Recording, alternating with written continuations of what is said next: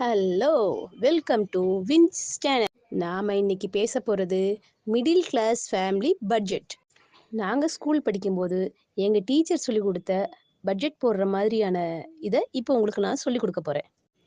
அப்போல்லாம் நம்ம வருமானத்துக்கு ஏற்ற மாதிரி ஃபஸ்ட்டு இது இருப்பிடம், உணவு, உடை, மருத்துவ செலவு, அப்புறம் சேமிப்பு, இதர செலவுகள்னு சின்னதாக ஒரு பட்ஜெட் முடித்தோம்.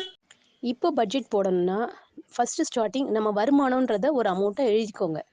அதுக்கப்புறம் நம்ம இருக்கிற இடத்துக்கு உண்டான வாடகை, அப்புறம் எத்தனை பேர் இருக்கோம், அவங்களுக்கு உண்டான சாப்பாடு செலவு எவ்வளோ வரும் ஒரு மாதத்துக்கு அப்படின்றத சின்னதாக ஒரு கால்குலேஷன் போட்டுக்கோங்க. அப்புறம் உடைன்றது ஒரு மாதம் பிறந்தநாள் வரும், ஒரு மாதம்னா தீபாவளி பொங்கல்னு வரும். அதை மாதிரி ஃபங்க்ஷனுக்கு உண்டான மாதிரி பெரிய பட்ஜெட்டாக எழுதாமல் ஒரு தேவையான முக்கியமான உள்ளாடைகளுக்கு தேவையான ஐட்டமாக பார்த்து சின்ன பட்ஜெட்டாக மாதம் மாதம் சேரும்போது ஒரு மாதம் செலவில்லாமல் போனால் அடுத்த மாதம் தீபாவளிக்குன்னு ஆகும்போது அந்த அமௌண்ட் பெருசாகிக்கிடும். கண்டிப்பாக இருக்க வேண்டியது மருத்துவ செலவு. ஏன்னா அது எப்படின்னாலும் சின்ன பிள்ளைங்க இருக்க வீட்டில் கண்டிப்பாக வரும். அதனால் அதுக்குன்னு ஒரு அமௌண்ட்டை கண்டிப்பாக ஒதுக்கி ஆகணும். ஒரு சின்ன அமௌண்ட்டாக சேமிப்புன்னும் கண்டிப்பாக பட்ஜெட்டில் இருக்கணும். அப்புறம் இதர செலவுகள்னால் நம்ம எப்படியும் செல்ஃபோன் ரீசார்ஜ் பண்ணணும், இது டிவிக்கு ரீசார்ஜ் பண்ணணும். இப்படி ஐட்டத்துக்கு கண்டிப்பாக ஒரு அமௌண்ட்டு சேர்த்து வைக்கணும். இதர செலவுகள்லே வர வேண்டியது தான்.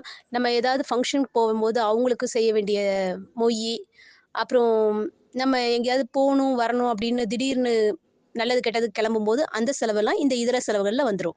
அப்புறம் ரெகுலர் டிரான்ஸ்போர்ட், ஆஃபீஸ்க்கு போகிறது, அப்புறம் ஸ்கூல் போகிறது, அதுக்குண்டான டிரான்ஸ்போர்ட்க்கு உண்டான சார்ஜும் பட்ஜெட்டில் வேணும். இப்போ எல்லாத்தையும் சேர்த்து கூட்டி பாருங்க, எழுதி பாருங்க.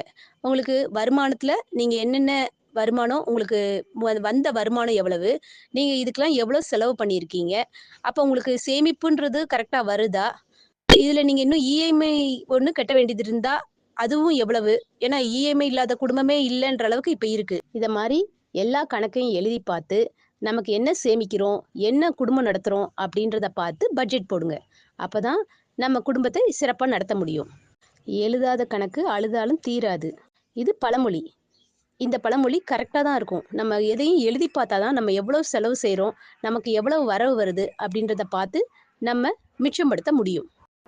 நாங்கள் போட்ட மாதிரி பட்ஜெட் நீங்கள் போட்டிருந்தீங்கன்னா கமெண்ட்டில் சொல்லுங்கள். போடாதவங்க பட்ஜெட் போட்டு பார்த்துட்டு ஃபேமிலி எப்படி ரன் பண்ணிங்கன்னு கமெண்ட்டில் சொல்லுங்கள்.